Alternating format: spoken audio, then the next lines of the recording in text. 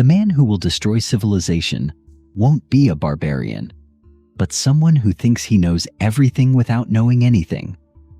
This is a sharp summary of the core of José Ortega y Gasset's analysis of the modern individual.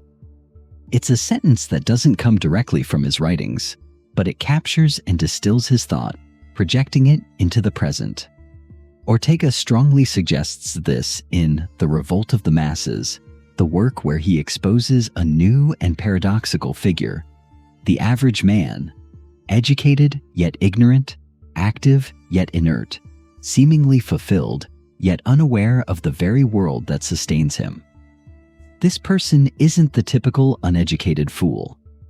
More often, he's a specialist, a technician, a professional. But his knowledge is narrow, boxed in, disconnected from any broader understanding of the world. Ortega calls him a learned ignoramus. He knows everything about his own field and nothing beyond it. More importantly, he doesn't care to know. He feels no need to. He believes that what he knows is all he needs to live, to judge, to rule. And it's exactly this mindset that marks the beginning of civilization's decline.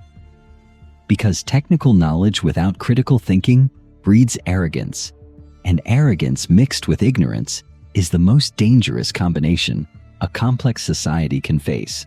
This is where Ortega starts building his reflection on the mass man, a new historical type who doesn't just live within civilization, but consumes it without understanding, occupies it without caring, and treats it as if it were eternal. José Ortega y Gasset was born in Madrid in May 1883, in a Spain still trapped in cultural isolation and provincialism.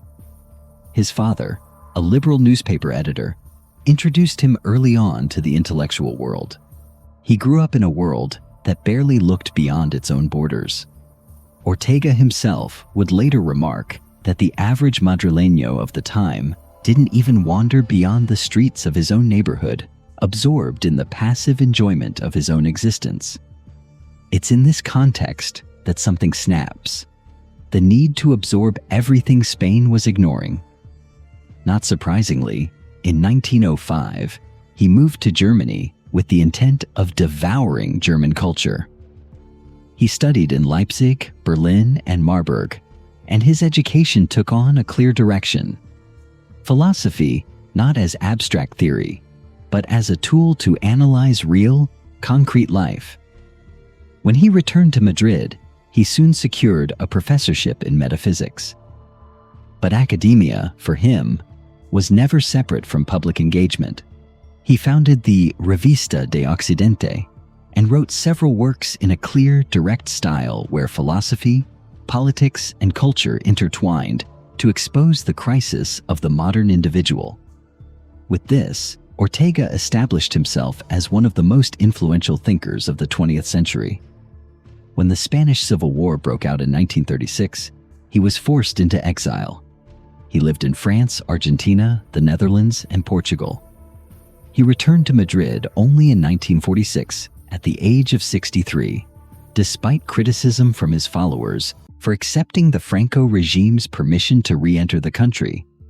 He died in the Spanish capital on October 18, 1955, at the age of 72 from a coronary thrombosis. But Ortega's real legacy is not his biography. It's his sharp, unflinching diagnosis of the modern human condition. I am I and my circumstance. This phrase captures his entire view of the individual.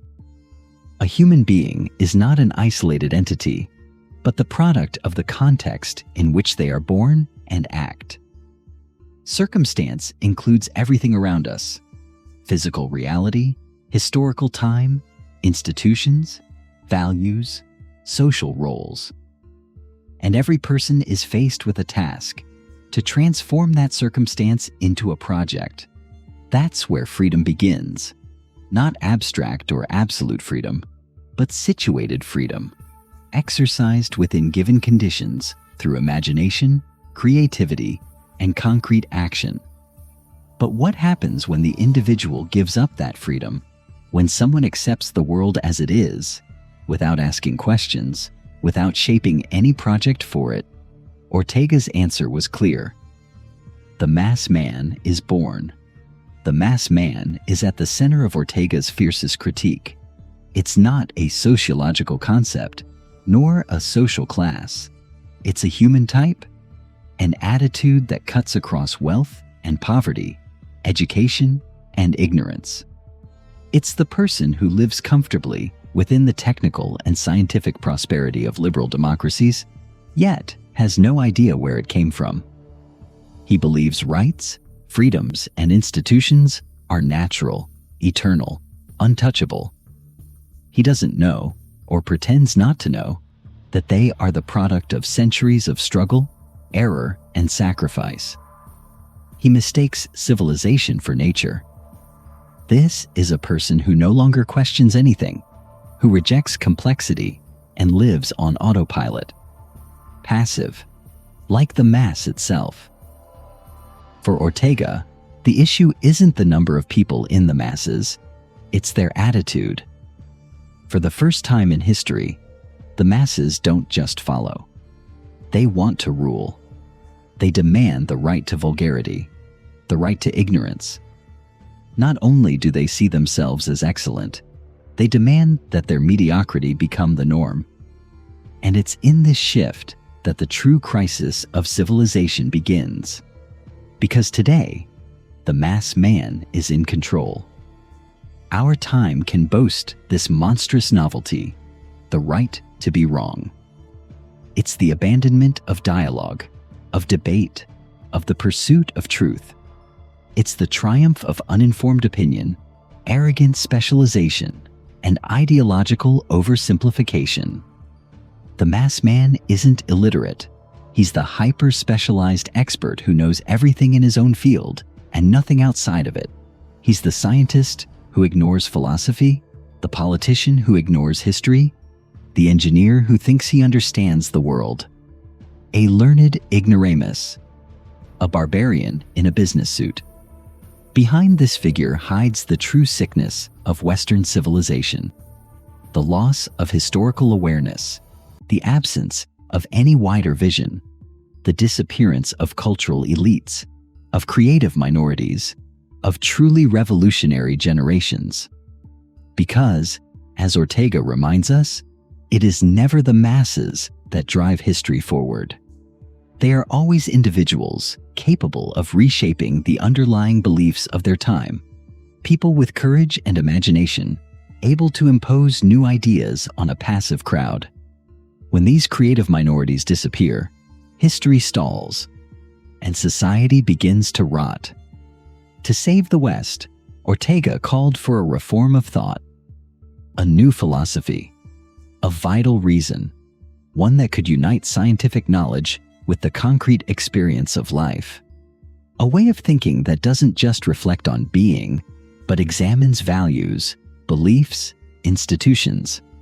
That rebuilds meaning, that restores dignity to the individual and to personal freedom.